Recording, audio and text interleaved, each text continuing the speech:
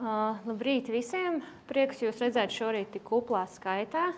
Mēs ļoti labi saprotam, ko nozīmē pirmssvētku nedēļa, kad 5 darba dienas patiesībā ir jāizdara 4.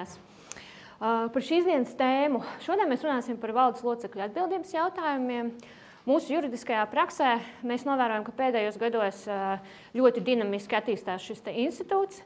Tam pretī nāk, kā teikt, paplašināts atbildības loks, kas saistīts, piemēram, ar šiem te pašiem ilgtspējas un ESG jautājumiem, par kuriem mēs šodien vēlāk runāsim.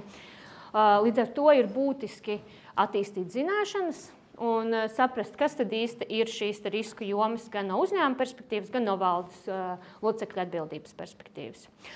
Šodien esam plānojuši uzstāties, kā teikt, 3 lielos blokos. Pirmais ar vispārīgajiem jautājumiem uzstāsies Kristers Toms Losāns. Kristers ir zvērnāta advokāta palīgs, ilggadējs strīdu risināšanas prakses grupas biedrs ar īpašu specializāciju valdes locekļu atbildības jautājumos. Tālāk uzstāšos es. Es esmu Aneta Puča-Dimitrovska, asociētā partnera un zvērnāta advokāta strīdu risināšanas prakses grupā, un es arī attīstu prakses ietvaros un biroja ietvaros ESG un ilgtspējas prakses grupu. Līdz ar to es padziļināti stāstīšu par šiem jautājumiem un dažādiem aspektiem, kas būtu aktuāli un jums noderīgi. Un, kā teikt, desertā mēs runāsim par maksātnespējas jautājumiem un uzstāsies mans kolēģis zvērnāts advokāts Roberts Rimša. Roberts ir arī ilggadējs strīdu risināšanas prakses grupas biedrs un mūsu galvenais speciālists maksātnespējas jautājumos. Par praktiskiem apsvērumiem, ja jums ir kādi jautājumi, varat uzdot tos uzreiz. Tajā pašā laikā mums beigās būs, kā teikt, īpaša sekcija jautājumu un atbilžu uzdošanai. Vai arī varat pagaidīt kafijas pauzi un pienākt pie kāda no mums un uzrunāt individuāli. Jā, tas no manas puses tad būs pagaidām viss. Kristers, dod vārdu tev. Jā, labdien! Aneta jau man iepazīstināja, bet vēlreiz ātri pastāstīšu par sevi. Mani sauc Kristers Toms Losāns, esmu zvērnāta advokāta palīgs, un mūsu birojā darbojos 2 grupās - tiesvedības grupā un komerctiesību grupā, un ikdienā nākas saskarties bieži ar jautājumiem, kas saistīti ar valdes funkcijām, valdes atbildību, valdes komunikāciju ar dalībniekiem, padomi un tam līdzīgi. Nesen arī vadīju klientam visai garas apmācības pēc viņa lūguma par šiem jautājumiem. Veselas 3 stundas viņi klausījās manī par šiem juridiskiem jautājumiem. Un tad beigās 2 no valdes locekļiem pienāca un teica, ka paldies, ka izstāstījāt šo, mēs beidzot esam sapratuši, ko mēs parakstījāmies pirms 2 gadiem. Bet mans mērķis šodien ir vairāk pastāstīt par lietām, par faktoriem, ko ņemt vērā, lai uzņēmuma vadība, valdes locekļi varētu komfortablāk pieņemt lēmumus un vadīt uzņēmumu tālāk, ilgtspējīgi. Un jāsāk ar pašiem pamatiem. 3 lietas, kas ir jāatceras. Pirmā ir tā, ka valde ir sabiedrības izpildu institūcija, kur vada un pārstāv sabiedrību. Tas ir ļoti īsts pants komerclikumā, daudz īsti nepasaka. Principā tikai to, ka valde ir sabiedrības kuģa kapteiņi, principā visi valdes locekļi, un tālāk visādus pienākumus var dažādus atrast komerclikumā un citos likumos, bet principā šī ir ļoti kodolīga definīcija par to, kas valdē ir jādara.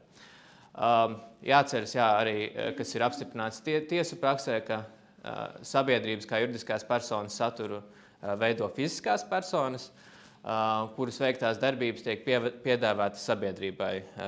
Kā mums visiem zināms, tad juridiskā persona ir tikai fikcija, un to ir arī jāatceras. Protams, ja ir kaut kāda sabiedrības atbildība, tad tas iet uz sabiedrību, bet jāatceras, ka bieži vien fiziskās personas, kas saistīts ar sabiedrību, arī uzņemas atbildību, ņemot vērā to veikto rīcību.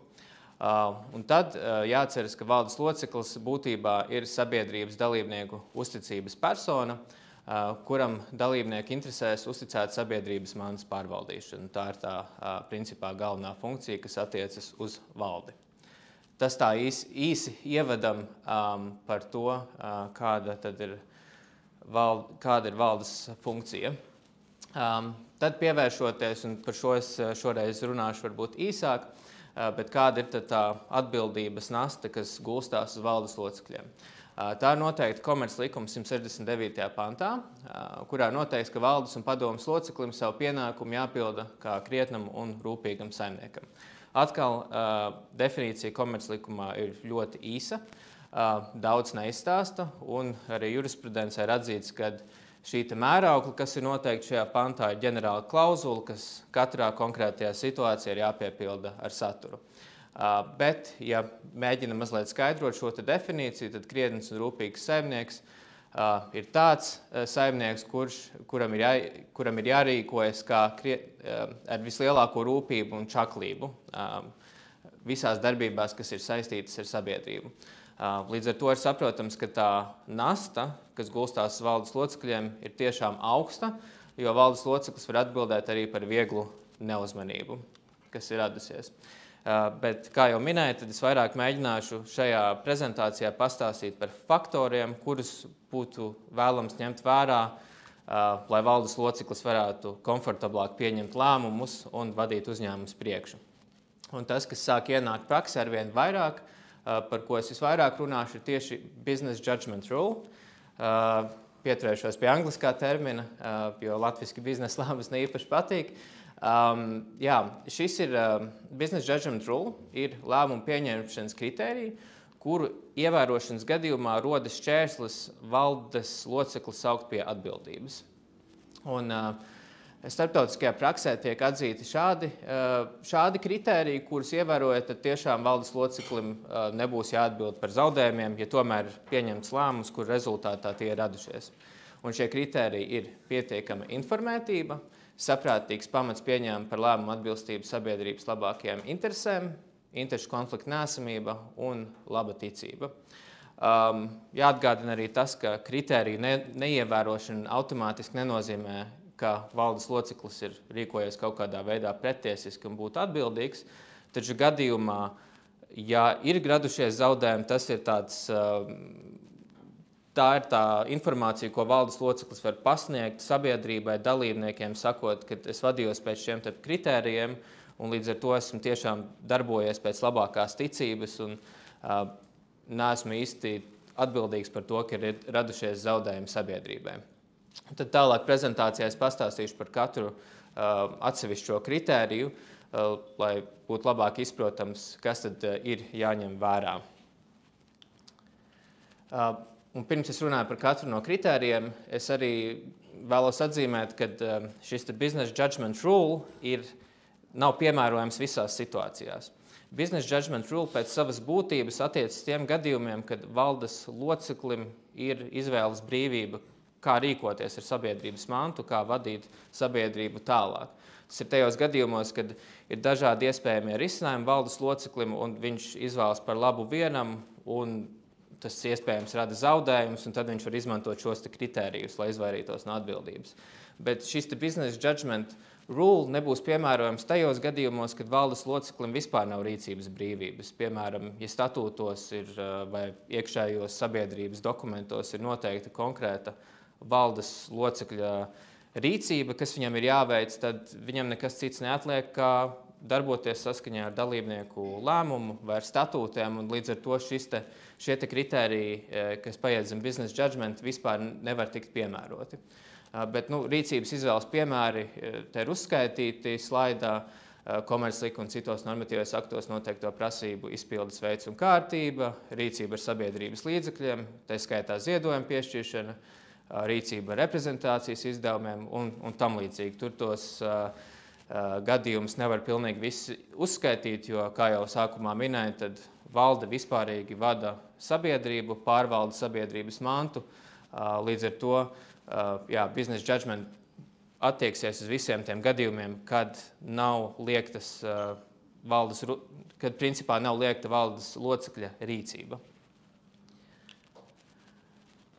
Pirmais no kritērijiem ir pietiekama informētība. Un, viens no pienākumiem, kas ir atzīts arī tiesu praksē, ir tas, ka, lai pieņemtu adekvātu lēmumu, valdes pienākums ir noskaidrot visu nepieciešamo informāciju un veikt iespējamo risku novērtējumu. Un tiesu praksē ir arī atzīts, ka valdes locekļu kompetencei un zināšanām arī ir liela nozīme, vērtējot valdes locekļu atbildību. Šajā sakarā ir vērts pieminēt, ka arī tas ir ārvalstīs atzīts un ienāk arī Latvijas tiesu praksē, ir tas, ka valdes loceklim nav jāievāc visi iespējamā informācija. Patiesi ir atzinuši, ka tas nav samērīgi katrā konkrētajā gadījumā. Un, protams, ir jāskatās uz atbildības pakāpi, jo augstāka riska darījums sabiedrībai, jo lielāki līdzekļi tiek ieguldīti, jo, protams, vairāk informācijas ir jāievāc.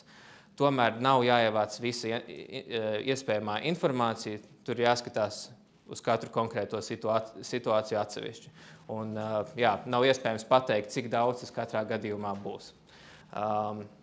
Tāpēc jāvērtē katra konkrētā situācija, un ja tiešām ir netipiski lēmumi, tad ir noteikti jākonsultējas vēl ar papildus ekspertiem, jākonsultējas iekšēji uzņēmumā ar darbiniekiem, ar dalībniekiem un tam līdzīgi, lai saprastu, ka visi ir uz vienas lapas ar konkrēto lēmumu, uz sabiedrību var virzīties tālāk ar konkrēto rīcības modeli.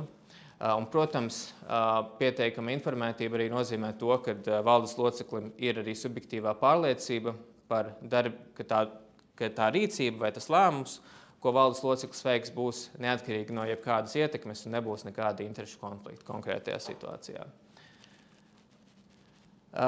Un lēmumu pieņemšanā būtu jāvadās no labākajām korporatīvās pārvaldības atziņām.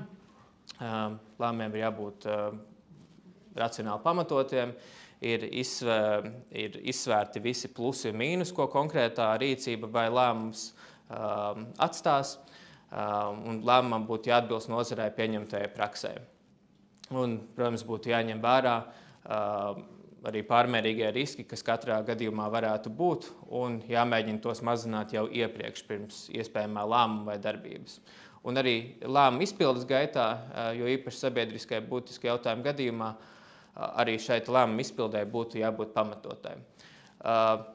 Šis ir tāds arī viens visai plašs kritērijs zem šī business judgment rule. Grūti ir pateikt konkrēti, kā būtu jārīkojas, jo tas ir tiešām, kā jau minēju, atkarīgs no katras konkrētās situācijas.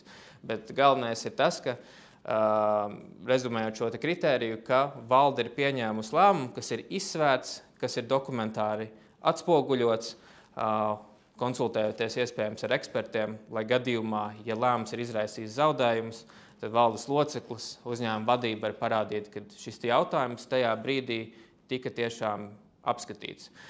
Jo bieži šis business judgment rule tiek arī minēts gadījumos, kad dalībnieks vēršas pret valdi, sakot, ka tu neizvērtēji visus iespējamos riskus, kur ir zaudējumi, bet tad valdes loceklis var teikt, ka tajā brīdī man bija šāda informācija. Es balstījos uz tiešām to informāciju, kas man tajā brīdī bija, un man likās, ka šis būs strateģiski labs lēmums.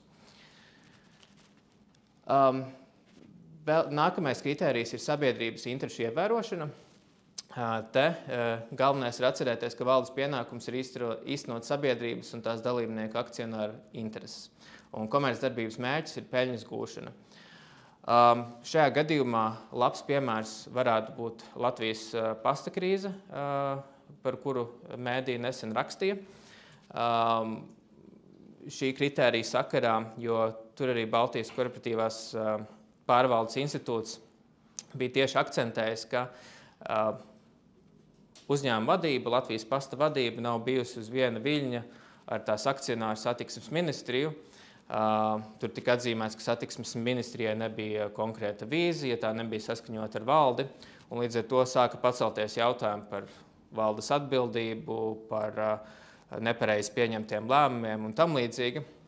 Un tāpēc šis ir visai būtisks kritērijs, ka uzņēmuma vadība ar dalībniekiem ir vienojušies, kas tad ir konkrētie mērķi sabiedrībai, jo, protams, komerclikumā ir pateikts, ka komercdarbības mērķis ir peļņas gūšana, bet bieži vien, it īpaši vidē, kas bieži vien nav pastāvīgi, it īpaši pēdējos gados, ir svarīgi, ka dalībnieki ar valdi komunicē un izstrādā plānu, kādi ir tie darbības mērķi un kādi būs nākamie soļi mērķu sasniegšanai.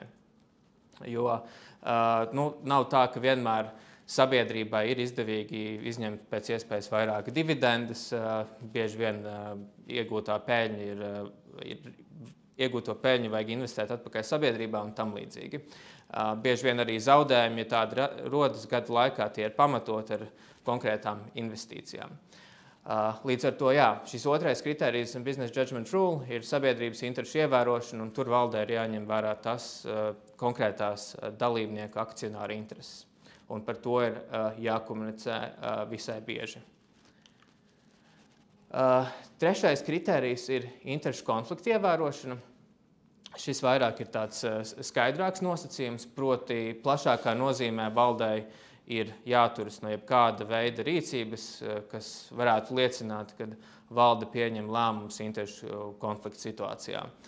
Protams, arī ir konkrētāki aizliegumi, kas ir paredzēti komerclikumā attiecībā uz tiesībām ieņemt konkrētus amatus, citās sabiedrībās vai arī slēgt darījumus ar saistītajām personām vai savās interesēs. Bet šis ir arī visai būtisks kriterijs, lai netiktu apšaubīts valdes locekļu pieņemtais lēmums, Business Judgment Rule.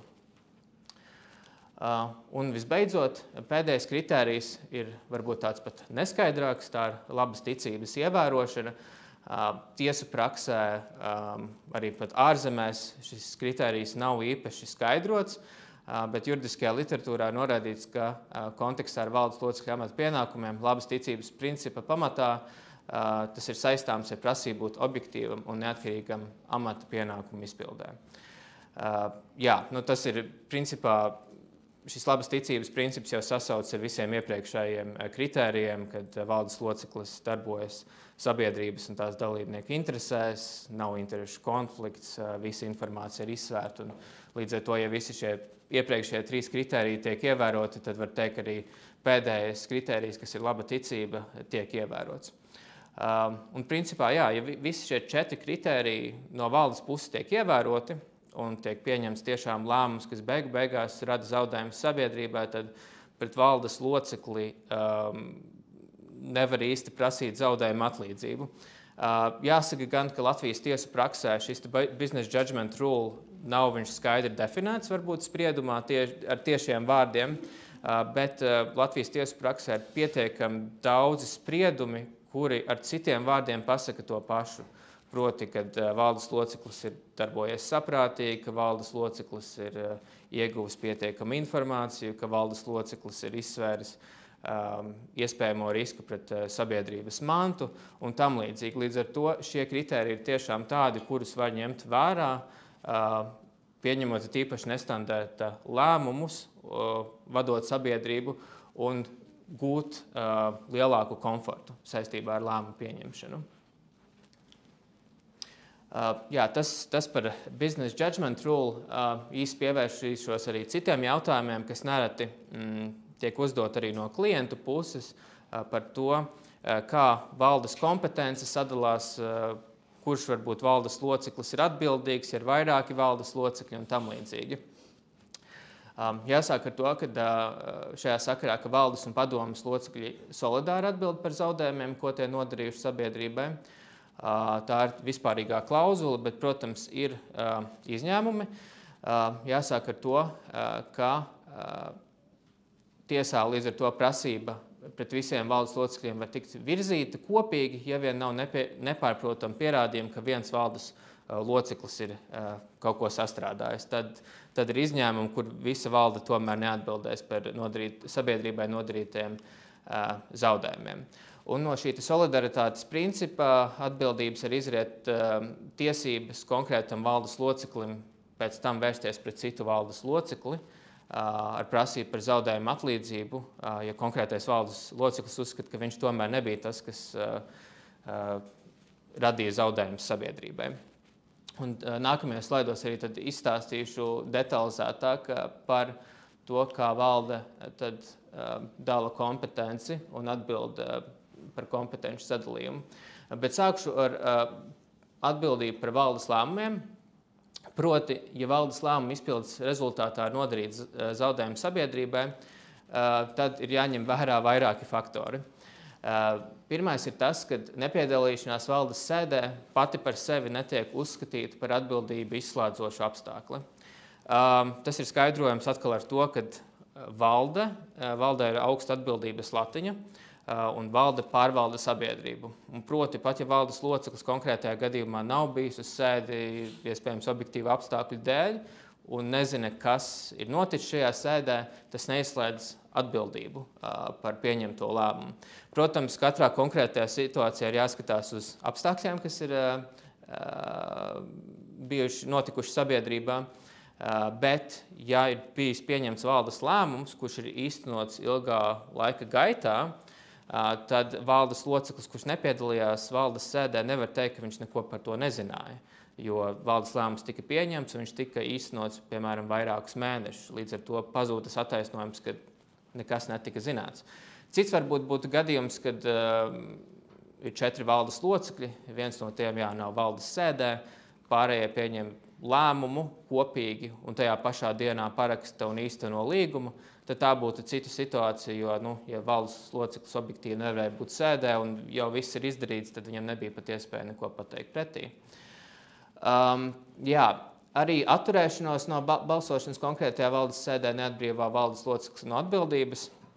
Tas varbūt ir pat tāds klajāks gadījums, jo valdes loceklis, ja viņš nav, teiksim, apmierināts ar pārējo valdes locekļu pieņemto lēmumu un ir atturējies un neko nav darījis šajā sakarā, tad būs visai grūti pēc tam, ja lieta nonāk tiesā, attaisnoties, ka nekas nav bijis zināms. Balsojot par zaudējumu izraisošo lēmumu, iestājas atbildība loģiski, ja vien nav citu atbildību izslēdzošu apstākļu, piemēram, manis pieminētais business judgment rule. Un tad vēl pēdējais faktors, kas jāņem vērā, scenārijs, balsošana pret pati par sevi neatbrīvo no atbildības. Aktīvi, tas ir arī apstiprinājis tiesu praksē, aktīva rīcība ir jāpierāda pret lēmumu pieņemšanu izpildi. Tas nenozīmē, ka valdes loceklis mēģina tur noraut valdes sēdi vai citādi mēģināt pretoties pret valdes, teiksim, protokolu parakstīšanu. Tas vairāk izpauž tajā apstāklī, ka, ja, teiksim, valdes sēde tiek protokolēta, tad valdes loceklis izsaka savus argumentus, kādai konkrētais lēmums vai rīcība nav jāveic. Tas ir viens, un otrs, kas ir visai būtiski, ka vislabāk valdes loceklis savu aktīvo rīcību konkrētajā gadījumā var parādīt savā komunikācijā tieši ar dalībniekiem, jo dalībniekiem ir jābūt šajā gadījumā informētiem par valdes iespējamu lēmumu, kas varētu radīt zaudējumus. Un tas arī ir parādījies juridiskajā literatūrā, kad valdes loceklim šajā gadījumā, ja viņš balso pret, būtu arī ieteicams komunicēt ar sabiedrības dalībniekiem vai akcionāriem. Par kompetenci deleģēšanu, kā minēju, ja starp valdes locekļiem ir dalīta kompetence, tas arī neatbrīvo pārējos valdes locekļus no uzraudzības pienākuma. Atbildība var iestāties, ja valdes loceklis nav pietiekami uzraudzījis citus valdes locekļus. Tas varētu no vienas puses šķist absurdi, bet atkal vispārīgais pienākums ir valdei vadīt visu sabiedrību, pat ja ir sadalīts kompetences starp valdes locekļiem. Kompetenču sadalījumu var arī neievērot, ja uzņēmumā ir krīze vai netipiska situācija, kur nepieciešams pieņemt aktīvu lēmumus. Un kompetenču sadala var nākt talkā valdes loceklim gadījumos, ja šīs kompetences ir visai specifiskas. Piemēram, ja ir valdes loceklis, kas ir atbildīgs par visiem jautājumiem, kas ir saistīti ar AML un sankciju procedūrām, ja ir īpaši uzņēmumi, kuriem tas ir ļoti aktuāli, tādā gadījumā citi valdes locekļi hipotētiski varētu teikt, ka viņiem nav konkrēto zināšanu šajā jomā, un tāpēc ir izdalīta specifiska kompetence valdes loceklim atbildēt par šiem lēmumiem šajā jomā no sabiedrības puses. Šajā gadījumā tad pārējie valdes locekļi tiešām varētu argumentēt, ka viņi īsti nevar pārskatīt un pārvaldīt to, kas notiek cita valdes locekļa kompetencē. Jāatceras, ka ir jābūt uzmanīgiem valdes locekļiem arī ar savu kompetenci deleģēšanu, jo, ja kaut kādas konkrētas darbības tiek deleģētas darbiniekiem, tad arī principā, un tās darbības ir lielā mērā valdes kompetencē, tad tas arī nebūs iemesls, lai valdes locekli atbrīvot no atbildības.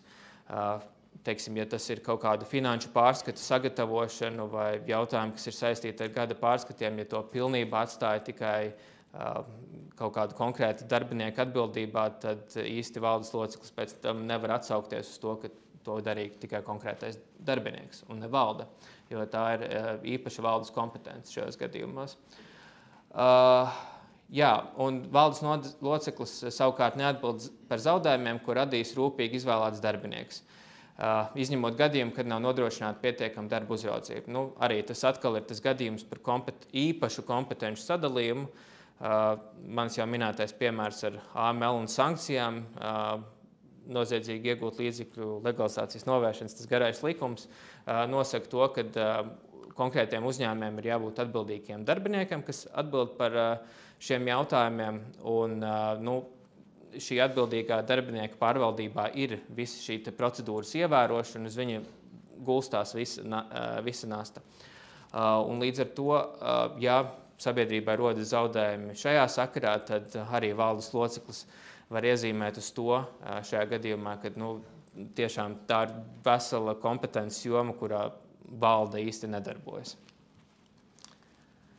Tad ir vēl komerclikumā paredzēti atsevišķi atbrīvojumi no valdes locekļu atbildības, tie ir 2. Pirmais ir gadījums ir tas, ka valdes un padomes locekļi neatbild par sabiedrībai nodarītiem zaudējumiem, ja viņi ir rīkojušies godprātīgi, izpildot likumīgu akcionāru sapulces lēmumu un tā ietvaros. Te arī ir jāceras pāris faktori, kuri bieži praksē tiek piemirsti. Noteikti ir jāņem vērā tas, ka šim akcionāru vai dalībnieku sapulces lēmumam ir jābūt tiesiskam. Ja valdes loceklis ir darbojies saskaņā ar konkrēto dalībnieku lēmumu, tā ietvaros izpildījis visu, ko dalībnieks ir licis darīt, bet beigās izrādās, ka dalībnieku sapulces protokols netika pieņemts atbilstoši kārtībai. Piemēram, netika sasaukts 14 dienas iepriekš, kādas ir sijām. Dalībnieki visi nebija informēti par sapulces kārtību un tam līdzīgu, tad pats dalībnieku sapulces lēmums nebūs spēkā esošs. Un, ja valdes loceklis jau būs rīkojies balstoties uz šī dalībnieku lēmumu, tad ir pamats viņu saukt pie atbildības par nodarītiem zaudējumiem, ja tādi ir radušies. Protams, katrā konkrētā situācijā to individuāli vērtētu, bet jā, tas praksē tiek bieži piemirsts, kad valdes locekļiem arī ir jāņem vērā, vai šis dalībnieku vai akcionāru sapulces protokols ir pieņemts atbilstoši likumā paredzētajai kārtībai. Jā. Ja vienkārši ir šī izziņošanas kārtība pārkāpta, bet tur ir visi dalībnieku sapulces dalībnieku paraksti, tad vienalga viņš tā kā varētu tikt uzskatīts, ka viņš nav spēkā. Tas jau ir cits gadījums, jo komerclikumā ir paredzēts, ka teiksim, nav ievērota kārtība dalībnieku sapulces sasaukšanai, bet visi dalībnieki ir ieradušies un parakstījušies lēmumu, tad nav problēmas ar dalībnieku lēmumu spēkā esamību. Tad var neievērot to iepriekšējo kārtību, bet tas ir pie nosacījuma, ka tiešām visi dalībnieki ir ieradušies.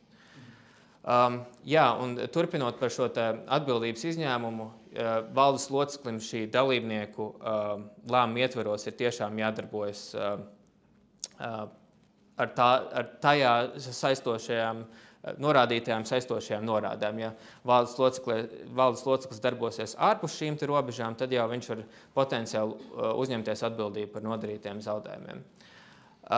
Jā, un tad vēl viens komerclikumā paredzētais gadījums, kad dalībnieks tiek atbrīvots no atbildības, ir gadījumā, ja dalībnieki akcionāri lemj par valdes locekļu atbrīvošanu no atbildības. Tad šajā gadījumā ir jāatceras, ka dalībnieki nevar iedot tādu vispārīgu grēku piedošanu, proti ir jābūt konkrēti identificētam gadījumam, kad valdes loceklis ir izdarījis zaudējumus, tam ir jābūt apspriestam dalībnieku sapulcē, un tad par to var lemt, vai valdes locekli var atbrīvot no atbildības. Jo arī bieži redzam praksē gadījumus, kad ir īpaši, ja mainās valdes, tad dalībnieks iepriekšējai valdei iedod tādu dalībnieku lēmumu, kurā pasaka, ka atbrīvojam valdi no jebkādas atbildības par jebkādiem lēmumiem, kas saistīti ar finanšu pārskatiem un tam līdzīgi periodā, kurā valdes loceklis darbojās, bet šāds lēmums vairāk ir komfortam, jo pēc likuma sanāk tā, ka dalībnieks var atbrīvot valdi no atbildības tikai par konkrētu jau gadījumu, kas ir radies un kas ir radījis zaudējumus sabiedrībai. Tā kā tādu vispārīgu atbildības atvieglojumu nevar dot dalībnieki no savas puses. Vēl viens jautājums par to, tur atpakaļ bija tas otrais punktiņš par padomas lēmumiem. Jā. Tas, ka padome ir apstiprinājusi valdes rīcību, neatbrīvo valdes locekļus no atbildības pret sabiedrību. Kā ir gadījumos, ja tas ir statūtos paredzēts īpaši, teiksim, padomes kompetencē esošs jautājums? Protams, padome ir tā, kas uzrauga valdes darbību, bet tāda pilnīga atbrīvošana no atbildība tiešām darbojas tad, kad dalībnieks jau ir informēts par tiem zaudējumiem. Jo pirms tam arī minēju, sabiedrības valde un padome solidāri atbild par zaudējumiem, kas ir radušies sabiedrībai. Proti, ir bieži gadījumi, kad padome apstiprina valdes rīcību, un tas noteikti dod komfortu, un, iespējams, tiesvedības gadījumā valdes loceklis noteikti to var atsaukties, kad tas darbojas godprātīgi saskaņā ar padomes norādēm un apstiprinājumu, bet tā tīri teorētiski skatoties pēc būtības, tāda atbildība tiek noņemta no valdes pleciem tikai tad, ja dalībnieks ir par to lēms konkrētajā gadījumā. Īstenībā jau par šo slaidu biju pastāstījis tikko, proti par to dalībnieku lēmumu. Viņam ir, ja dalībnieks vēlas atbrīvot valdes locekli no atbildības, tad tam dalībnieku lēmumam ir jābūt likumīgam. Valdes loceklis ir rīkojies tieši saskaņā ar šo lēmumu. Uzņēmumam nodarīto zaudējumu rašanās ir tiešā cēloniskā sakarā ar šo lēmumu izpildi, un izpildot lēmumu valdes loceklis ir rīkojies godprātīgi. Strīdīgs jautājums var rasties gadījumos, kad vai valdes loceklis būtu atbildīgs par tādu lēmumu izpildi, kas nav ekonomiski izdevīgs, ņemot vērā, ka dalībnieki principā jau var lemt, kā pārvaldīt savu mantu. Dažreiz tādi jautājumi paceļas. Tas ieteikums valdes locekļiem būtu, ka šajā gadījumā arī dalībniekiem, akcionāriem norādīt uz to, ka ir pamatotas bažas, ka konkrētais lēmums varētu nebūt sabiedrības un paša dalībnieka interesēs. Manā ieskatā, tiešām ir ievēroti visi šie kritēriji augstāk minētie, un dalībnieks ir devis konkrētu norādi, kā valdes loceklim rīkoties, tad arī gadījumā, ka tas lēmums ir neloģisks, valdes loceklim nevajadzētu būt atbildīgam, ir tīpaši gadījumā, ja viņš ir tiešām aktīvi skaidrojis dalībniekam, kad zem šī lēmuma nav īsti pamatojama. Un vēlams ir tas, lai dalībnieks, lai valde arī šo lēmumu saņemtu tieši no dalībnieka, akcionāra, nevis no kāda cita grupas uzņēmuma. Tas arī skatoties no tāda komerclikuma puses, jo arī nereti ir situācijas, tīpaši, ja sabiedrība ir grupas ķēdē, tad konkrētas instrukcijas par darbību tiek saņemta no grupas uzņēmuma, kas ir pavisam normāla rīcība, prakse sabiedrībās, bet būtu tiešām ieteicams arī tīri teorētiski skatoties, lai izslēgtu vai mazinātu atbildības risku saņemt šīs norādes par konkrēto rīcību no tiešā dalībnieka, nevis no cita grupas uzņēmuma.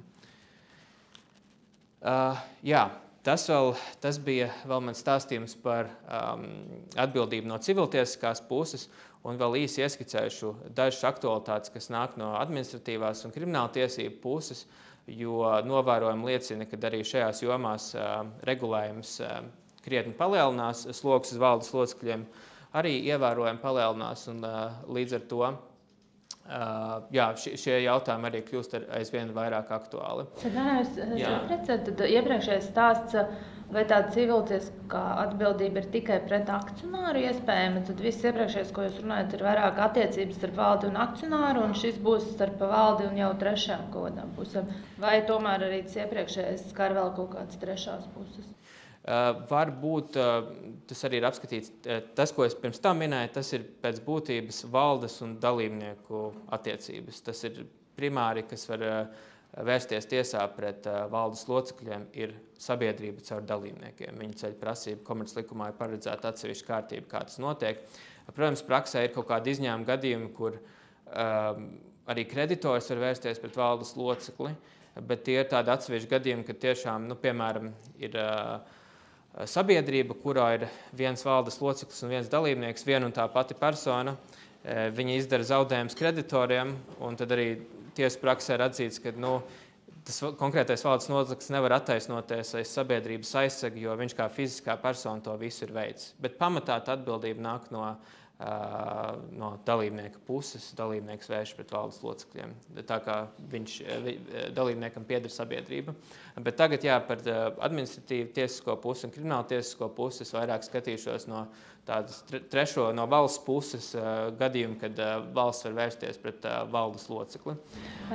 Kā piemēram ar darbiniekiem, varbūt kāds darbinieks, piemēram, tur darba vietā cietis, vai viņš var vērsties pret valdes locekli, vai tas vienmēr būs pret uzņēmumu? Zem kā tas pakrīt, zem kuras atbildība? Jā, tas pamatā būs pret uzņēmumu, jo darbinieku algo uzņēmums, un līdz ar to tās attiecības tiek risināts ar uzņēmumu. Bet tad ieslēdz varbūt administratīva atbildība vai arī krimināltiesiskā atbildība konkrētos gadījumos, proti, ja nav ievērot kaut kādi darba likuma noteikumi vai citi noteikumi, kas saistās ar darba tiesiskajām attiecībām, tad valdes loceklim var draudēt arī administratīva atbildība. Bet par pašu administratīvu atbildību ir īstenībā maz ko teikt. Nav tāda īpaša aspekta, kuras būtu vērts uzsvērt. Galvenais ir atcerēties, ka par administratīviem pārkāpumiem valdes loceklim var uzlikt naudas sodu, pamatā vai aizliegumu ieņemt noteikts amats komercsabiedrībās. Vispārīgi šo administratīvo atbildību regulē administratīvās atbildības likums.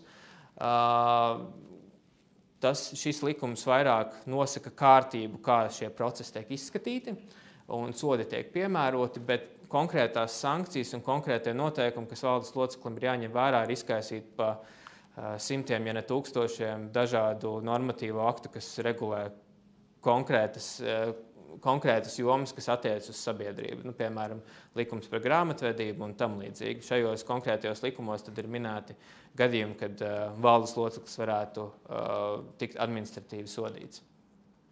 Un, tie biežākie pārkāpumi valdes locekļa rīcībā ir saistīti ar nodokļiem, grāmatvedībām, darba tiesību pārkāpumiem.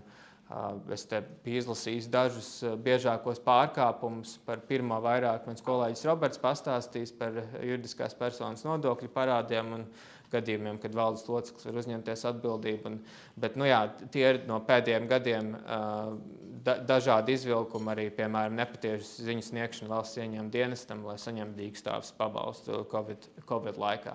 Šie ir tādi vienkārši izteiktāki piemēri, kas parāda to, ka vairāk šīs jomas, kur dalībnieks uzņemas valdes loceklis uzņemas administratīvu atbildību, ir grāmatvedība, darba tiesības, nodokļi un tam līdzīgi jautājumi.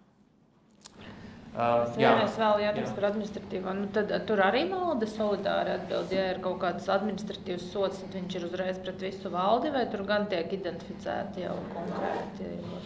Tur arī var skatīties pēc attiecīgā speciālā likuma, kas regulē šo te jautājumu. Principā solidāri atbild valdes locekļi, bet var arī būt gadījumi, kad konkrētais valdes loceklis tiek atzīts par administratīvu sodāmu. Atkal pieminēšu to gadījumu ar AML un sankcijām, jo tur ir vesels regulējums un speciāls likums šajā sakarā, un tur pateic, ka tieši tā atbildības nasta ir uz to valdes locekli un atbildīgo darbinieku, kas par šo jomu atbild sabiedrībā. Un bieži tieši tiem valdes locekļiem, kas atbild par konkrēto jautājumu, tiem tiek uzlikts administratīvais sods. Tā kā kopumā solidāri var tā atbildība būt, bet likumos var būt kaut kādas atrunas un norādes uz konkrētu valdes locekļu atbildību, kur kompetence ir jautājums. Pievēršoties krimināla atbildībai, jāatceras jau pirmās divas lietas, par kurām arī bieži tiek piemirsts. Pirmā ir tā, ka juridiskām personām arī var draudēt krimināla rakstura piespiedu līdzekļi. Krimināla likumā tāda ir paredzēta, un viņi ir visai smagi. Lai gan juridiskā persona pati par sevi nekādu noziedzīgu nodarījumu nevar izdarīt, tās interesēs to var izdarīt fiziskā persona. Un, ja tas tiek pierādīts, tad juridiskai personai var tikt piemērot dažādi krimināla rakstura piespiedu līdzekļi. Un otra lieta, kas ir jāatcer šajā sakarā, kad nepastāv konkrētu valdes locekļu noziegumu, krimināla likumā nav paredzēta atbildība, kas ir tieši saistīta ar valdes locekļu pienākumu pildīšanu. Un šī krimināla atbildība ir stingri personalizēta. Jāpierāda, ka valdes loceklis ir izdarījis noziedzīgu nodarījumu, veicot konkrētas darbības, kas ir pretiesiskas un kas ir paredzētas krimināla likumā. Tā negatīvā tendence, ko esam novērojuši praksē un kas šķietami ir nepatīkama un cerams, ka tā varbūt tik ļoti neattīstīsies praksē, ir gadījumi, kad juridiskai personai tiek piemēroti šie piespiedu ietekmēšanas līdzekļi, pat nepierādot, kura fiziskā persona noziedzīgu nodarījumu ir izdarījusi. Proti, kā jau minēju, šos piespiedu ietekmēšanas līdzekļus var piemērot juridiskai personai, ja šīs personas interesēs labās vai nepienācīgas pāraudzības vai kontrolas rezultātā ir izdarīts kaut kāds noziedzīgs nodarījums. Un šī persona ir balstījusies uz tiesībām pārstāvēt juridisko personu, balstoties tiesībām pieņemt lēmumus juridiskās personas vārdā vai iznodam kontroli juridiskās personas ietveros. Tādā plašā skatījumā gandrīz pēc šīs definīcijas gandrīz jebkura persona, kas ir izdarījusi noziedzīgu nodarījumu, un šis noziedzīgais nodarījums ir saistīts ar kaut kādu juridiskās personas darbību, visos šajos gadījumos arī juridiskai personai var draudēt atbildība. Protams, šos gadījumus ļoti individuāli vērtē krimināla procesa ietveros, bet, kā jau minēju, ir negatīva tendence, kuru mēs esam novērojuši, ka process tiek virzīts pret uzņēmumu, pat īsti skaidri nepasakot, kura fiziskā persona noziedzīgo nodarījumu ir izdarījusi. Un no tādas valsts apsūdzības puses viņi to skaidro bieži vien ar to, ka ir skaidrs, ka ir noticis noziedzīgs nodarījums, piemēram, grāmatvedībā ir notikuši tik būtiski pārkāpumi, kādēļ ir jāpiešķir krimināla atbildība, bet ja uzņēmums ir īpaši liels, tad nav skaidrs, kurš no departamentiem vai kurš kolēģis grāmatvedībā vai kurš darbojas ar nodokļiem vai valdes loceklis ir atbildīgs kā fiziskā persona no šīs puses. Un līdz ar to ir bijuši gadījumi tādi nepatīkami, kur pat šo te apstākļu nepasakot, prokuratūra vēršas jau un virza lietu uz tiesu pret juridisko personu par šo piespiedu ietekmēšanas līdzekļu piemērošanu. Īsi par piespiedu līdzekļu piemērošanu vēl. Krimināla likumā ir ietverti vairāki faktori, kurus ņem vērā, nosakot sodu konkrēto piespiedu līdzekli pret juridisko personu. Un, kā redzams, te ir vairāk šie kritēriji balstīti uz to, kā konkrētā sabiedrība ir rīkojusies saistībā ar noziedzīgo nodarījumu. Un šajā aspektā ir tiešām svarīgi, kad sabiedrība iekšienē ir izstrādāta politika vai iekšējā dokumentācija, kas ļauj sabiedrībai saprast, kā rīkoties krīzes situācijā. Piemēram, kad tiek saprasts, ka tiešām ir noticis noziedzīgs nodarījums, varbūt kāds darbinieks ir kaut ko izdarījis vai tam līdzīgi.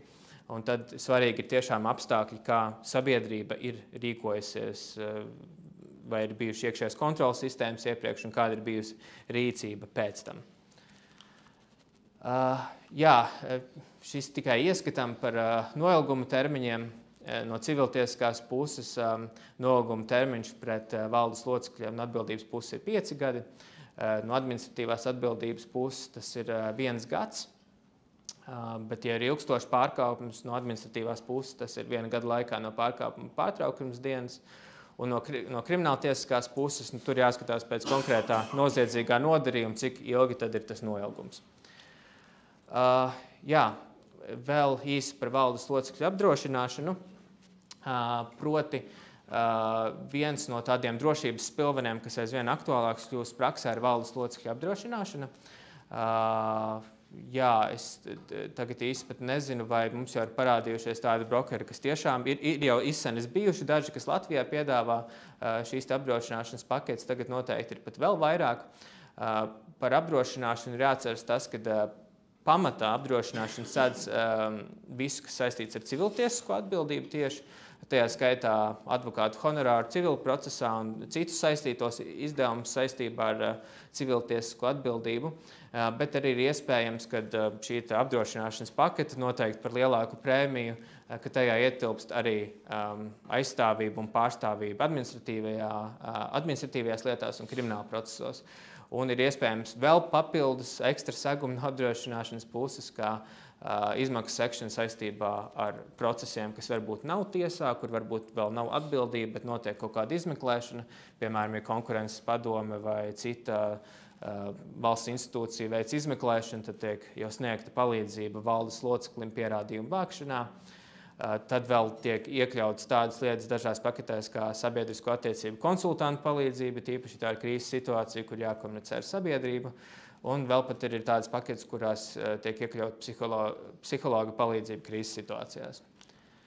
Par apdrošināšanas līgumiem šajos gadījumos ir jāņem vērā, ka tajos ir, protams, iekļaut visai stingri noteikumi, jo apdrošinātājs vēlas saprast, ņemot vērā, ka tās izmaksas šādos procesos ir tīpaši, ja tie ir būtiski un ilgstoši, ka apdrošinātājs vēlas saprast, kādas būs tās izmaksas.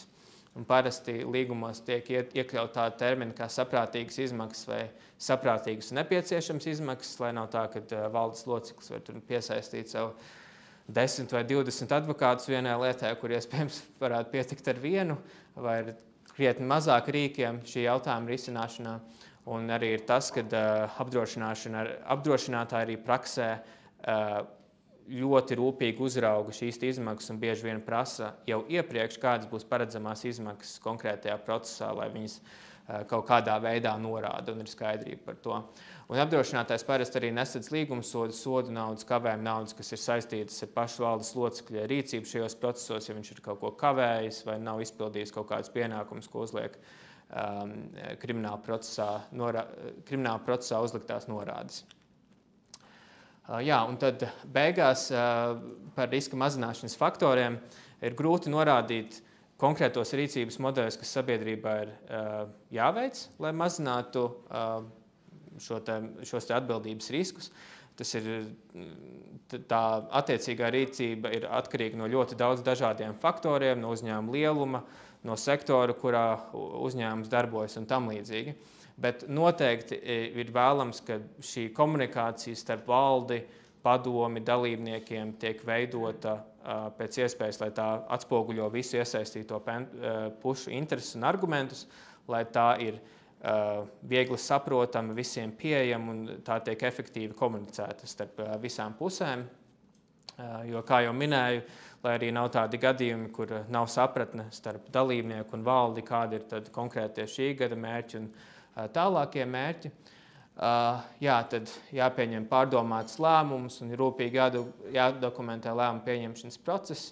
Nepieciešamības gadījumā, ja tie ir sarežģītāki gadījumi, jāsņem atzinumu un ekspertu konsultācijas, jāapsver valdes locekļu apdrošināšanas iegādi iespējams un kā ieteikums arī ir Baltijas korporatīvajam pārvaldības institūtam mājaslapā ir iekļauts tāds rīks, ar kuru palīdzību uzņēmums var novērtēt pats savu korporatīvo pārvaldību un saprast, vai ir kaut kādi ekstra soļi jāveic savas darbības uzlabošanai. Un, proti, jā, galvenais ir atcerēties, ka dokumenti iekšienē nav jāatražo tikai tāpēc, lai tie būtu, bet lai radītu komfortu visām iesaistītajām pusēm par rīcības kārtību. Un tas, laikam, no manas puses viss. Es došu tad vārdu tālāk kolēģei Anitai. Sveiki visiem! Jā, kā jau es iepriekš teicu, mani sauc Anita Puča-Dimitrovska, un es šodien pastāstīšu vairāk par valdes locekļu atbildības jautājumiem saistībā ar ilgtspēju un ESG. Varbūt būsiet pamanījuši, ka ilgtspēja kā koncepts, kā jautājums ir ļoti aktuāls pēdējos gados. Ja pirms tam bija, pirms pāris gadiem bija situācija, kad vairāk tā izsmejoši šeit tad mēs dzirdējām gan kolēģus, gan klientus runājam par šiem jautājumiem. Tad šobrīd mēs redzam, ka situācija ir nopietni mainījusies un šie jautājumi tiek uztverti ar tādu paaugstinātu trauksmes sajūtu. Kāpēc tas tā ir? Es centos jums apkopot vienā slaidā, par ko tad ir atbildīgs uzņēmuma valdes loceklis attiecībā uz ilgspējas un ESG jautājumiem. Attiecībā uz ziņošanas jautājumiem situācija šobrīd tirgu ir dažāda. Daži uzņēmumi jau ziņo, daži ziņos turpmākajos gados, daži joprojām izliekās, ka tas uz viņiem neatieksies, bet ņemot vērā visus pienākumus, kas ir saistīti ar piegādes ķēdēm, varam secināt, ka tā būs ilūzija un tas burbulis vienā brīdī plīsīs. Tātad, pirmkārt, uz ko ir jāvērš primārā uzmanība, ir tā, ka valdes loceklis ir atbildīgs par to, ka tiek nodrošināti, ka attiecīgie ilgspējas un ESG jautājumi ir iekļauti gan uzņēmuma mērķos, gan ir izstrādāta uzņēmuma stratēģija, gan lēmumu pieņemšanas procesos ir iekļauti šie jautājumi un arī risku pārvaldībā. Ko mēs nereti redzam, ka neskatoties uz to, ka ir tieši pienākums ziņot dažiem uzņēmumiem, daudz to dara uz tādu brīvprātības principa, tajā pašā laikā, veidojot šos ilgspējas ziņojumus, netiek ņemts vērā, ka ir paralēli jāizstrādā stratēģija, un tieši stratēģijā ir jāiekļauj tādi pamatīgi mehānismi, lai mēs nonāktu no punkta A līdz punktam B. Un par to tiešā veidā atbildīgi ir valde. Tad tālāk numur 2, tas ir mērķu uzstādīšana un to izpilde, kas ir skaidri identificēta un ir nodrošināts šīs uzraudzības funkcijas. Un kas arī ļoti būtiski, ka tiek ieviest mehānismi, lai nodrošinātu, ka uzņēmuma ietvaros visas darbības ir saskaņotas. Proti, visi iekšējie departamenti ir, kā teikt, uz viena viļņa un darbojas šīs stratēģijas ietvaros uz konkrēto uzņēmumu izvirzīto uzstādīto mērķi ilgspējas jomā. Tātad trešais punkts, tas ir tāds ļoti praktisks jautājums, principā par iekšējo politiku un atbilstības mehānismu izveidi. Tiešā veidā būs atbildīga valde, respektīvi jums ir jānodrošina, lai šie mehānismi un politikas ne tikai iegulstas atvilknē, bet tiek reāli arī iedzīvināti uzņēmumu iekšējos procesos. Par ilgspējas ziņojumiem arī ir tā, ka ir jāsako līdzi gan kvalitātei, gan sasaistējai stratēģiju, progresa mērīšanai un arī, protams, audits ir svarīga sastāvdaļa attiecībā uz kvalitāti. Respektīvi, ilgspējas ziņojumiem kvalitātes standarts ir tāds pats kā finanšu ziņošanai un attiecīgi tas sasaucas ar 7. punktu. Ir jāsako līdzi, kādā veidā tiek apkopoti dati, cik kvalitatīvi tie ir, vai ir iespējams ieviest procesus uzņēmuma ietvaros, kas uzlabo šo datu, kā teikt, pārskatāmību, savākšanas vieglumu un tam līdzīgi. Tā ļoti praktiski konkrētiem valdes locekļiem tā atbildība var iestāties tikai no tā brīža, kad uzņēmuma iestājas pienākumu ziņot, vai ne? Tas ir tas interesantais jautājums. Respektīvi, ja jūs to izvēlēsieties darīt brīvprātīgā kārtā, tad visiem šiem jautājumiem, kas tiek ietverti ilgspējas ziņojumā, tiem ir jāatbilst patiesībai. Jo var iestāties atbildība par negodīgas komercprakses pārkāpumiem. Līdz ar to tur jābūt ļoti uzmanīgi. It kā to izmantot kā mārketingu rīku, arī tad, ja jums nav tieši pienākums tajā pašā laikā, visiem tiem datiem ir jābūt pareiziem, un tas atbildības pienākums primāri gulsties uz valdes locekļiem. Tālāk, numur 5, piegādes ķēžu pārvaldība. Tur apakšā ir Eiropas Savienības direktīva, kas saucās CSDD, jeb Corporate Sustainability Due Diligence Directive. Un tā uzliek principā tiešā veidā valdei pienākums izveidot sistēmu, kas gan pārbauda uzņēmuma piegādes ķēdes un pārbauda pietiekoši regulāri, nebūs pietiekams standarts, ka jūs tikai vienreiz veiksiet, kā teikt, uzsākot sadarbību šo te sadarbības partneri un pēc tam par viņu aizmirsīsiet, jo tā var nonākt lielās nepatikšanās, lietas ir mainīgas un ir jāvērtē, kā teikt, šie te procesi un tā sadarbība ļoti regulāri, lai izvairītos un pēc tam varētu pateikt, ka jūs neesat bijis atbildīgs, jo regulāri, kā teikt, mērījāt šos te riskus un ieviesāt arī attiecīgas pārvaldības iespējas. Tad arī tāds netvaramāks jautājums, kā korporatīvās pārvaldības struktūras uzlabojumi, proti no valdes locekļiem, kas tiek prasīts, lai tā tīri atbildības perspektīvā izvērtētu, vai korporatīvā pārvaldībā ir iespējami kaut kādi uzlabojumi. Par kvalitāti datu apkopošanu mēs jau runājam, un šie zaļumildināšanas riski saistīti tieši ar uzdoto jautājumu, respektīvi negodīga komercprakse. Šī atbildība var iestāties primāri uzņēmumam, bet pēc tam uzņēmums var vērsties arī pret valdes locekļiem. Ja, kā teikt, tiek maldināta sabiedrība par attiecīgiem finanšu datiem, mērķiem, sasniegumiem, tiek norādīti nepareizi dati, tiek norādīti mērķi, kas tīri objektīvi nav izpildām. Ar visiem šiem apgalvojumiem ir jābūt ļoti uzmanīgiem. Ja mēs atbildīgi rīkojamies par to informāciju un tiem mērķiem, kurus mēs uzstādām, tad droši vien problēmām nevajadzētu būt. Bet tas ir vienkārši, kas jāņem vērā. Un tāds vispārīgs jautājums, vai atbildību var deleģēt. Jo šobrīd mēs redzam situāciju, ka uzņēmumi rīkojas dažādi. Šīs ilgspējas atbildības joma dažkārt tiek deleģēta konkrētam valdes loceklim, vai dažkārt tas ir kāds ilgtspējas eksperts vai cilvēks, kas atbild par atbilstības jautājumiem uzņēmumā, un tai pašiem arī grāmatvežiem dažkārt tas tiek deleģēts. Varbūt mēs varam uzrīkot nelielu aptauju, kā ir jūsu uzņēmumos. Vai jūsu uzņēmumos ir ilgtspējas eksperti, varbūt varam pacelt rokas. Redzēt, ir tomēr diezgan daudz. Un tad arī jautājums, vai valdes loceklis nodeleģējot principā šo kompetences jomu šim ekspertam, var nedarīt neko un paļauties, ka visa šī joma ir sakārtot, un es varēšu, kā Kristers stāstīja, atsaukties uz to, ka tas ir nodeleģēts un šis cilvēks ir atbildīgs. Kā mēs redzam, es esmu ielikusi tādu kontroversiālu statementu.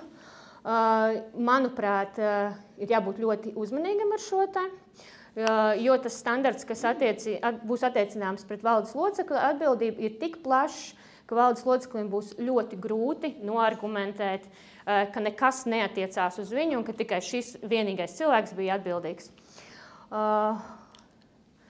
Tas par to attiecībā uz sankcijām.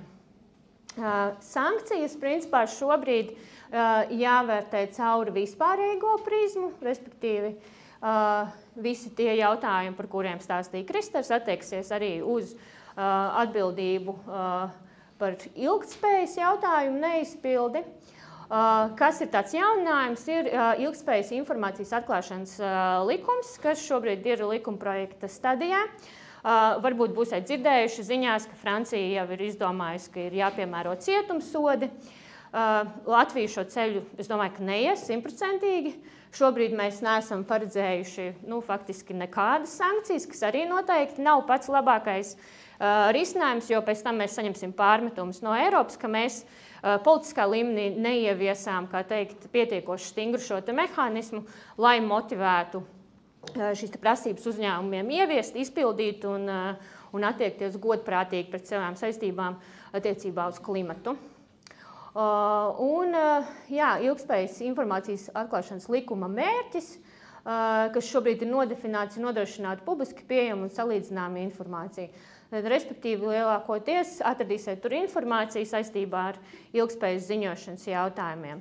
Likumprojekts jau šobrīd ir pieejams, bet tas šobrīd ir izstrādes stadijā, un tur var būt vēl dažādi grozījumi. Tas ir nevis, kad paredzēts, ka viņš stāsies spēkā? Viņam būtībā jāstājas spēkā ir līdz šī gada vidum, tā kā mums ir tikai pāris mēneši atlikuši. Pēc tam kaut kāds pārējais periods ir paredzēts? Principā skatīsimies, kā tas izskatīsies gala versijā. Es domāju, attiecīgi jautājumi varbūt paredzēs kaut kādu pārējais periodu, bet principā jau, kā teikt, ir droši vien par pamatu jāņem direktīva un jāgatavojas no tās perspektīvas, ka mēs centīsimies praktiski viens pret viens tur visus šos mehānismus ieviest. Jautājums ir par atbildības mehānismu, kas ir izteikti dalībvalstu kompetenci jomā. Redzēsim, kas būs galīgajā versijā. Iespējams, tie būs kaut kādi administratīvie sodi un tam līdzīgi, bet spiediens katrā ziņā šos mehānismus tur ielikt no nozarēm ir, lai pēc tam mēs nesagaidītu kaut kāds pārsteigums no Eiropas. Par tiesu praksi, ko mēs redzam Latvijā, protams, prakses vēl nav.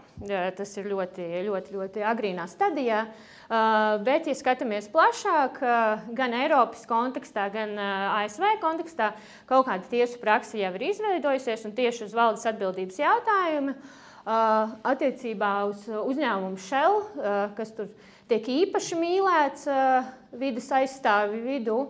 Shell tiesājās pret Milieu Defense, kas principā apgalvoja, ka Shell kā uzņēmums veic nepietiekošas darbības, lai sasniegtu šos savus uzstādītos klimata mērķus, un tajā pašā lietā tika vērtēts arī valdes locekļu atbildības jautājums, izstrādājot konkrētu stratēģiju. Nīderlandes tiesa lēma, ka uzņēmumam ir jāveic plašākas darbības, lai ieviestu, kā teikt, mehānismus un sasniegtu konkrētus mērķus. Bet par valdes locekļu atbildības jautājumu tas tomēr palika neskarts, ja mēs tā varam teikt, jo to cēloņu sakarību nodibināt bija ievērojami grūti.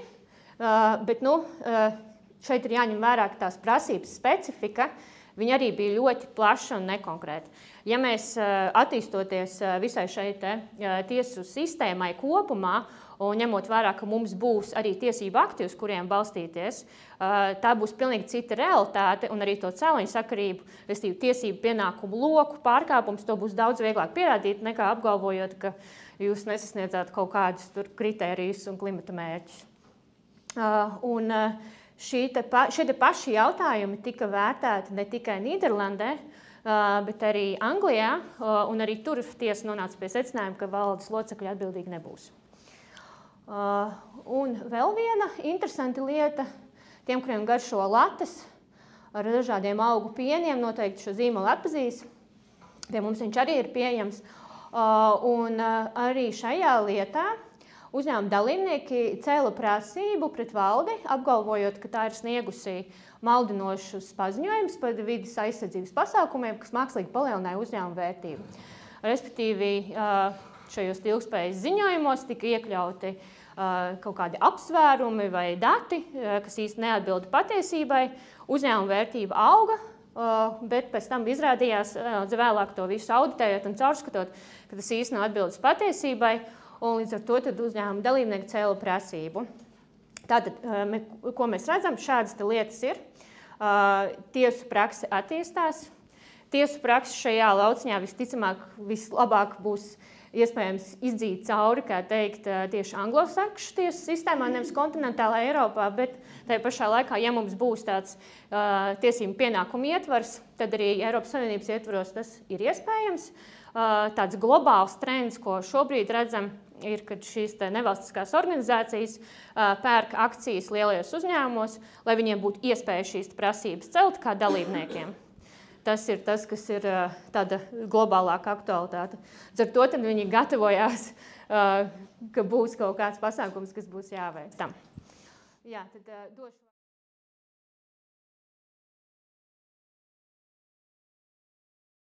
Vēlreiz labdien, man sauc Roberts Rīmšs, esmu zvērināts advokāts, un es jums pastāstīšu par valdes pienākumiem, riskiem un atbildību maksāt nespējas griezumā. Tātad faktiski šeit var sadalīt to prezentāciju divos posmos. Chronoloģiski vienas būs pirms maksāt nespējas un otrs pēc maksāt nespējas. Un sāksim tad secīgi ar tas brīdis, ar kurā valdes loceklim jau sāk rasties pienākumi, ir tā saucamais valdes pienākums sasaukt dalībnieku vai akcionāru sapulci īpašos gadījumos, kā to sauc komerclikums. Un faktiski vienkāršot var teikt, kad parādās maksāt nespējas draudi. Šādā gadījumā valdei ir jāziņo padomei par to un jāsasauc dalībnieku sapulci, tātad divas darbības, kurā jāsniedz paskaidrojums. Faktiski tas nozīmē, ka valdei būtu jāsagatavo ziņojums par apstākļiem, cēloņiem un vēlams arī iespējamiem risinājuma variantiem, lai dalībnieki vai akcionāri jau varētu lemt tālāk. Un tālāk dalībnieki vai akcionāri jau lemj par turpmākajām darbībām, kā likums paredz dažas, piemēram, tiesiskās aizsardzības procesa pieteikumu iesniegšanu vai maksātnespējas procesa pieteikumu iesniegšanu, sabiedrības darbības izbeigšana vai likvidācija, reorganizācija, pamatkapitāla izmaiņas, domāts pārsvarā palielināšana, un, vai pieņemt citu lēmumu par sabiedrības saimnieciskā stāvokļa uzlabošanu. Kādos tad gadījumos ir šis pienākums iestājas? Pienākums ziņot iestājas ir gadījumi, kur ir konkrēti fiksējumi, piemēram, sabiedrības zaudējumi sasniedz vismaz pusi no tā pamatkapitāla, to var izmērīt un redzēt, iestājies, nav iestājies. Tālāk ir konstatētas maksātnespējas pazīmes. Maksātnespējas pazīmes mums ir konkrēti noteikts maksātnespējas likumā 57. pantā. Tur arī var pārbaudīt, ir, nav. Un ir tādi stiepjami jēdzieni. Sabiedrībai ir ierobežot maksātspēja. Faktiski tas nozīmē to, ka sabiedrība nevar norēķināties ar savām maksājuma saistībām laikā. Un draudz iestāties maksātnespējas pazīmes, te jau valdes loceklis kā kārtīgs un rūpīgs saimnieks var paredzēt, ņemot vērā esošo situāciju un prognozes, ka tuvākajā laikā var iestāties tās maksātnespējas pazīmes. Es domāju, ka jebkurš profesionāls valdes loceklis to var sajust, un šajā situācijā ir labāk ziņot ātrāk nekā vēlāk. Jo kā par jebkuru pienākumu ir paredzēta, par jebkuru pienākumu neizpildi ir paredzēta atbildība, tad šeit atbildība ir divu veidu. Pirmais, tas ir pamats valdes locekļa atsaukšanai, ja viņš nesasauc dalībnieku sapulci. Un otrais var iestāties tā civiltiesiskā atbildība, par kuru daudz stāstīja Kristers, faktiski, sabiedrība par nodarītajiem zaudējumiem. Šeit tā pieeja ir tāda, ka ja valdes loceklis viņš redzēja, bija apstākļi, kuros viņam ir jāziņo, viņš izvēlas neziņot, domā, ka, izķepurosies pats, tad ar to faktiski darbību vai bezdarbību, pareizāk sakot, viņš uzņemas atbildību par turpmāko. Un tad, ja sabiedrība ieslīgs dziļākos parādos, tad viņam var pārmest, ja tu būtu mums paziņojis agrāk, mēs varētu kaut ko darīt, palielināt pamatkapitālu vai iesniegt maksātnespējas pieteikumu vai TAP pieteikumu, šādas sekas negatīvās nebūtu iestājušās, un tāpēc tu par tām atbildi. Viena lieta, ka šādu prasību var celt sabiedrība vēl šajā brīdī pirms maksātnespējas, bet to var darīt arī maksātnespējas administrators pēc maksātnespējas, tāpēc tas arī ir jāpatur prātā. Lūk, nākamais, neatkarīgi no tā, ko dalībnieku vai akcionāru sapulce lems, viņi var pieņemt kādu konkrētu lēmumu vai atlikt sapulci vai neizlemt. Ir arī konkrēti likumā noteikti gadījumi, kad valdes loceklim neatkarīgi no tā ir jāsniedz maksātnespējas pieteikums tiesā. Un šādi gadījumi ir 3.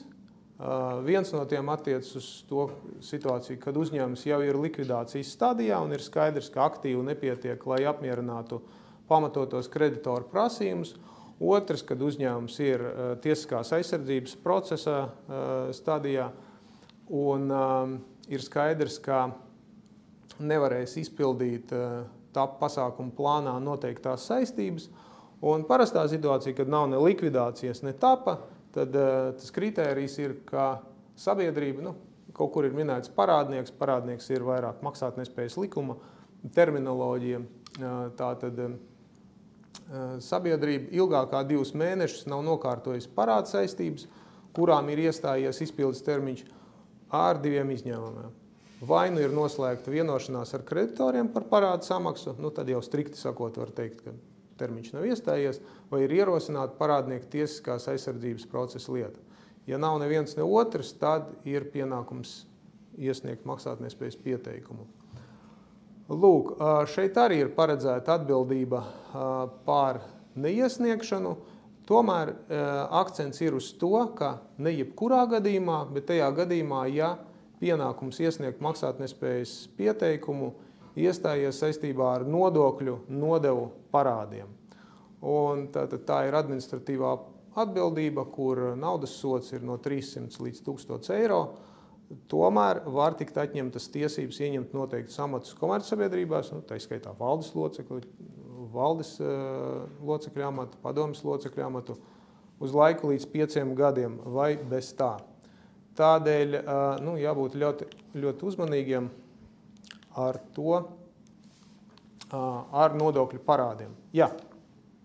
Man ir jautājums, kā tas praktiski dzīvē darbojās, jo es domāju, tas pirmais apakšpunkts par tiem 2 mēnešu kavējumu. Jā. Es domāju, ka lielākajai daļai uzņēmumu, kas nonāk līdz maksātnespējai, pirms maksātnespējas ir bijuši šie 2 mēnešu kavējumi. Reti, kurš visticamāk iesniedz maksātnespējas pieteikumu pirms tāda iestājas.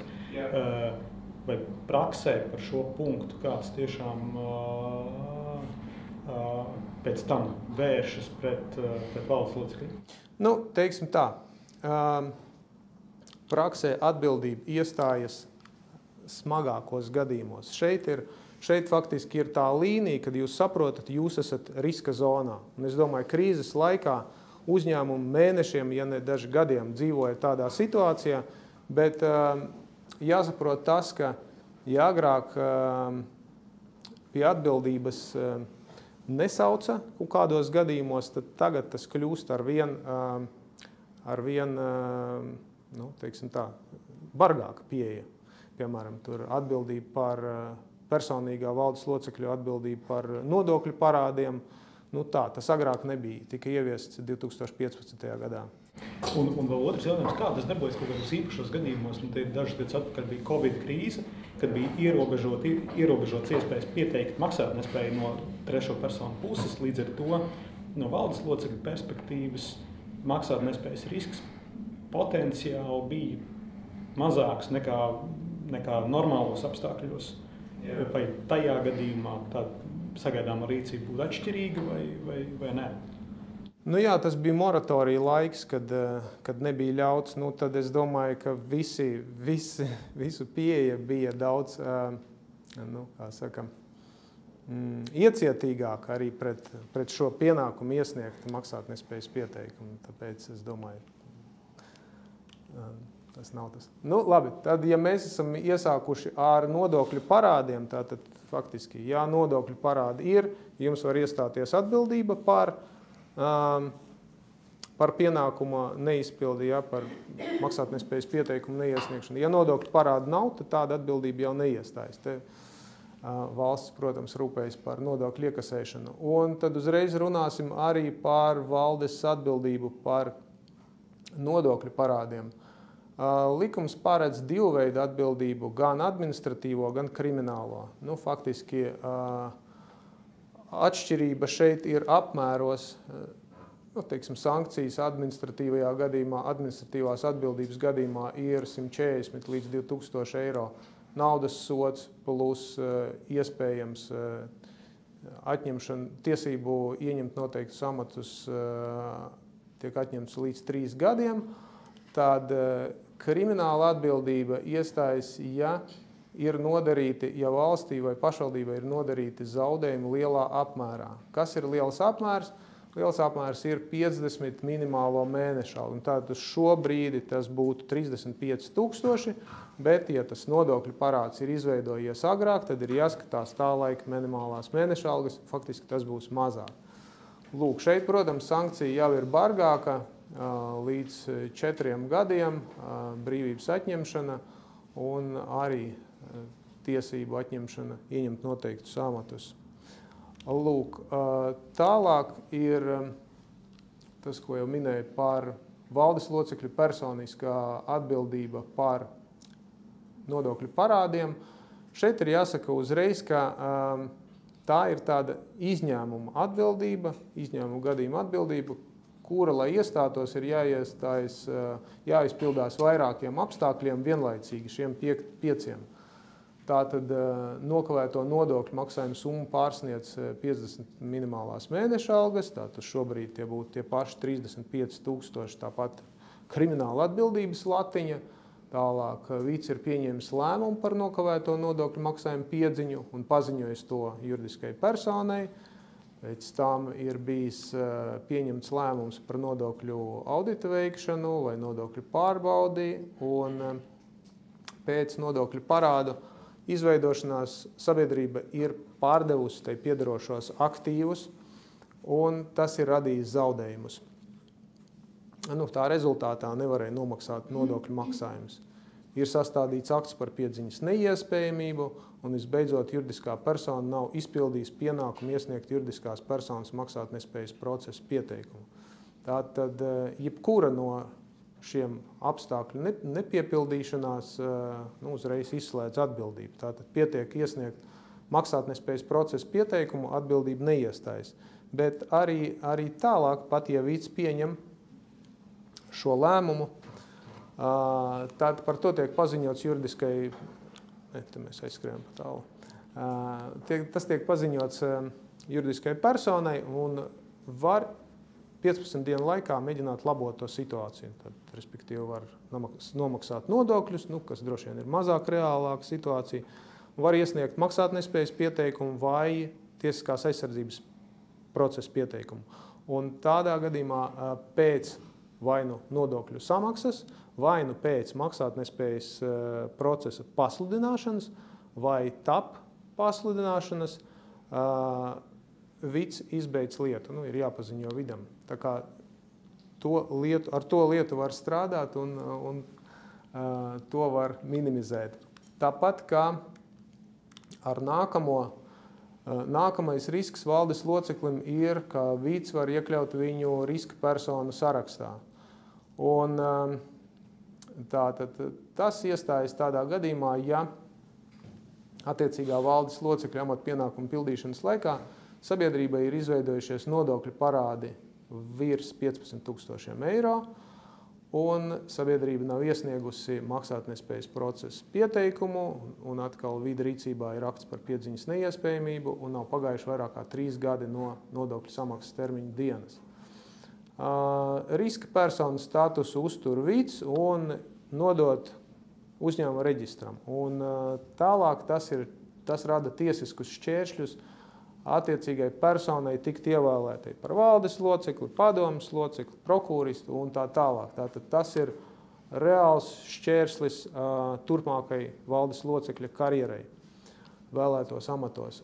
Un ar to arī var strādāt un var vienkārši vērst darbības, kas izslēdz to pamatu iekļaušanai riska personu sarakstā, un vids izņem no tā saraksta, tā kā var izkļūt. Lūk, vienkāršākais ir iesniegt maksātnespējas pieteikumu tiesā. Tālāk mēs pienākam pie brīža, kad ir pasludināta maksātnespējas process. Jā, tātad viss iepriekšējais bija pirms. Ar šo brīdi ir jāsaprot, kas mainās valdes locekļa dzīvē. Faktiski ne tikai valdes, bet valde, padome un dalībnieku vai akcionāru sapulce, to kompetence, to pilnvaras tiek apturētas un tās pāriet administratoram. Vienlaicīgi administratoram uzreiz nekavējoties ir pēc maksātnespējas procesa pasludināšanas ir jānozīmē parādnieka pārstāvis vai pārstāvji, kuru galvenā loma ir būtībā sniegt administratoram nepieciešamo informāciju, lai viņš varētu efektīvi veikt maksātnespējas procesu. Un, kā jūs redzat šeit no uzskaitījuma, tad valdes locekļi ir top sarakstā, no kuriem izvēlas parādnieku pārstāvjus, tātad izpildu institūcijas loceklis, kurš ir tiesīgs pārstāvēt parādnieku atsevišķi, cits izpildu institūcijas loceklis un tā tālāk. Līdz ar to valdes locekļa risks kļūt par parādnieka pārstāvi, ja mēs to saucam par risku, iespēja ir diezgan augsta, ļoti augsta, es teiktu. Līdz ar to ir vērts iezīmēt, ko tad tas status dod. Pirmkārt, kā jau es minēju, faktiski tas ir pienākums, jo parādnieku pārstāvjiem ir pienākums piedalīties maksātnespējas procesā. Un galvenie pienākumi ir tādi, ka nodot uzņēmuma mantu dokumentāciju, grāmatvedību administratoram. Tam ir diezgan īsts termiņš, no 3 līdz 10 dienām. Tas ir jāsakārto atbilstoši lietvedības noteikumiem un jānodot ar pieņemšanas nodošanas aktu. Faktiski tas nozīmē to, ka jums dokumentācijai jābūt labā kārtībā, lai šajā īsā termiņā jūs to varētu vēl arī noformēt ar aktu un nodot pienācīgi administratoram, lai nebūtu pretenzija. Kāpēc tas ir svarīgi, jūs redzēsiet tālāk. Un tālāk citi pamatpienākumi ir sniegt ziņas pēc tiesas vai administratora pieprasījuma, ierasties uz kreditoru sapulcēm, tiesas sēdēm, uz kurām aicināt, un dot ziņas, informēt administratoru un tiesu par dzīves vietas maiņu. Tomēr, neskatoties uz to, ka galvenā funkcija parādnieku pārstāvjiem ir sniegt informāciju un palīdzēt administratoram veikt viņa darbu, ir arī tiesības, un tās tiesības ir diezgan plašas, kas ļauj iepazīties ar iesniegtiem kreditoru prasījumiem un izteikt administratoram iebildumus pret tiem, pieprasīt saņemt ziņas par parādnieku mantas pārdošanu, piedalīties kreditoru sapulcē, iepazīties ar tās protokolu un tā tālāk, kas faktiski dod parādnieku pārstāvjiem ne tikai labas iespējas arī ietekmēt to maksātnespējas procesu, lai tas notiek maksimāli objektīvi. Piemēram, tiek iesniegts nepamatots kreditoru prasījums un administrators vēl nav norientējies tajā lielā gūzmā dokumentu un nezin, kur meklēt dokumentus, kas pamato iebildumus pret tiem. Parādnieku pārstāvis pateiks, šis ir nepamatots, kur ir dokumenti, kas pierāda to. Lūk, tajā pašā laikā, lai tā kā cilvēkiem ir dažādas noslietas, kā izmantot savas pilnvaras, Krimināla likums paredz atbildību par šķēršļu likšanu maksātnespējas procesa gaitā, un viena no lietām, kas ir jāapzinās parādnieku pārstāvjiem, ir, ka arī viņš var tikt saukts pēc šādu atbildību pie krimināla atbildības, ja sniedz nepatiesas ziņas vai veic nelikumīgus darījumus, mantas vai darījumus, slēpj mantu vai darījumus, dokumentus, iznīcina vai vilto. Faktiski. Tās ir diezgan tādas acīm redzami darbības, kā nevajadzētu rīkoties, lai parādnieku pārstāvis neizmantot savas tiesības ļaunprātīgi. Lūk, tālāk, tas jau, ko es minēju, tad maksātnespēja ir tāds faktiski tests iepriekšējai darbībai, pati sabiedrība pirms maksātnespējas nav vērsusies pret valdes locekli, tad atnāk tagad neatkarīga persona, kura skatās uz iepriekšējo darbību, un tas ir administrators, kurš vērtēs valdes darbību, noslēgtos darījumus un var celt šādu prasību. Un praksē viņi arī bieži ceļ šādas prasības, jo likums uzliek viņiem par pienākumu vērtēt un vērsties pret valdi. Šeit ir regulējums ir tieši tas pats, komerclikums 169. pants, kas nosaka valdes locekļu atbildību par zaudējumiem, kā jau Kristers stāstīja, apgrieztais pierādīšanas pienākums, respektīvi ne jau sabiedrībai vai šajā gadījumā administratoram ir jāpierāda valdes locekļa vaina zaudējumos, bet pašam valdes loceklim ir jāpierāda, ka viņš ir rīkojies kā krietns un rūpīgs saimnieks, lai tiktu atbrīvots no šīs atbildības. Faktiski administratoram ir jāpierāda zaudējumu fakts, zaudējumu apmērs, cēloniskais sakars starp valdes locekļa rīcību un zaudējumu iestāšanās faktu, un to, ka šie zaudējumi ir samazinājuši iespējas apmierināt kreditoru prasījumus. Un tālāk jau valdes loceklis var tikai pierādīt, ka viņš ir rīkojies pienācīgi, lai tiktu atbrīvots no šīs atbildības. Un otra lieta, kāpēc ir, teiksim, no vienas puses nav patīkami būt par parādnieku pārstāvi, jo par to neko nemaksā atšķirībā no valdes locekļa amata, bet labā ziņa ir tā, ka parādnieku pārstāvis var ietekmēt to, kādā veidā uzņēmuma manta un dokumentācija, kādā stāvoklī tiek nodota administratoram. Un šeit, jo tiek paredzēta likumā atbildība par to, ka, ja dokumenti nav nodoti pilnībā, vai tie ir tādā stāvoklī, kas neļauj gūt skaidru priekšstatu par sabiedrības darījumiem, un mantas stāvokli pēdējos 3 gados pirms maksātnespējas procesa pasludināšanas, arī valdes locekļiem iestājas atbildība. Un tas zaudējuma apmērs tiek aprēķināts kā parādnieka maksātnespējas procesa atzītie kreditoru prasījumi pamatparāda apmērā, kurus nav iespējams sekt maksātnespējas procesa ietvaros. Tā kā maksātnespējas procesa ietvaros visbiežāk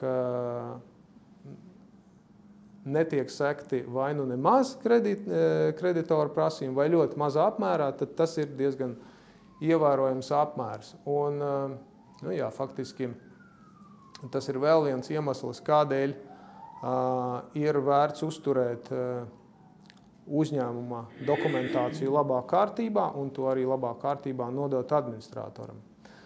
Protams, lai nebūtu tāda pieeja, ka jebkura dokumenta trūkums nebūtiska radītu tik būtisku atbildību, tiesa praksē ir jau nostiprinājusies atziņa, ka valdes locekļu atbildības kritērijs dokumentu daļējas nodošanas gadījumā ir tas, vai gadījumā, ja attiecīgie dokumenti būtu nodoti, tiktu uzlabots kreditoru stāvoklis, piemēram, administratoram būtu iespēja atgūt mantu vai tiktu pierādīti izdevumi vai zaudējumi pamatotību. Tātad šeit jābūt diezgan tiešam cēloniskam sakaram starp konkrētu dokumentu trūkumu un starp zaudējumiem, kurus prasa no valdes locekļa. Krimināla atbildība par sabiedrības novešanu līdz maksātnespēju, tas ir sens pants, un faktiski par šo es pateikšu tikai to, ka šeit ir iespējami divi veidi, 2 sastāvi. Vai nu tas ir novešana līdz maksātnespēju nolaidības dēļ, vai tīša novešana līdz maksātnespēju. Diezgan loģiski, ka nolaidības dēļ ir zemāka sankcija, savukārt tīša novešana augstāka sankcija. Abos sastāvos tiek prasīts būtisks kaitējums, tomēr būtiska kaitējuma kritērijs ir samērā viegli sasniedzams. Tā latiņa manā skatījumā ir ļoti maza. Tātad viens gadījums ir, kad mantisks zaudējums ir vismaz 5 minimālās mēneša algas un apdraudētas vēl citas ar likuma aizsargātās intereses. Jau šodien tas būtu 3500 eiro. Otrs variants, kad zaudējums sasniedz 10 minimālās mēneša algas, tie ir 7000 eiro. Ja mēs paskatāmies atpakaļ, tad tā summa ir vēl zemāka. Tātad latiņa ir diezgan viegli sasniedzama. Tomēr faktiskā situācija ir tāda, ka, ja mēs tā lasam likumu, tad liekas, ka tādu procesu un atbildības un personu, kuras sauktas pie atbildības, būtu jābūt daudz vairāk, bet fakts ir tāds, ka tādu procesu ir, bet nav tik daudz, kā varētu būt. Tā, nezinu, varbūt ir labā ziņa. Un apkopošu izrunāto tādu faktiski, kas ir jāatceras valdes loceklim. Pirmais ir ziņot par situāciju, padomēji un sasaukt dalībnieku vai akcionāru sapulci. Otrais, kādos gadījumos ir jau pienākums neatkarīgi no tā, ko izlem dalībnieki, sniegt maksātnespējas pieteikumu. Tālāk ir jāapzinās valdes riski un atbildību saistībā ar nodokļu parādiem, runājam par administratīvo kriminālu atbildību, par valdes locekļu personisko atbildību par parādiem un par risku iekļūt riska personu sarakstā. Tālāk mēs pārējām pie maksātnespējas jau pasludināšanas brīža, tātad valdes locekļu pilnvaras izbeidzas, respektīvi viņas apturās, stājas amatā administrators, kurš pārņem valdes padomes un dalībnieku sapulces funkcijas. Vienlaicīgi tiek iecelts parādnieka pārstāvis, kur valdes loceklim ir gandrīz garantētas iespējas kļūt par tādu. Ko tas nozīmē? Tiesības, pienākumi, iespējas, riski, atbildība ar to saistītā un valdes atbildība, jāapzinās valdes atbildības risks par nodarīto zaudējumu atlīdzību, ar ko vēršas administrators pret valdi, un tāpat, teiksim, dokumentu nenodošana vai nepilnīga nodošana arī izraisa šādas atbildības faktu. Un visbeidzot ir krimināla atbildība par sabiedrības novēršanu līdz maksātnespējai. Paldies!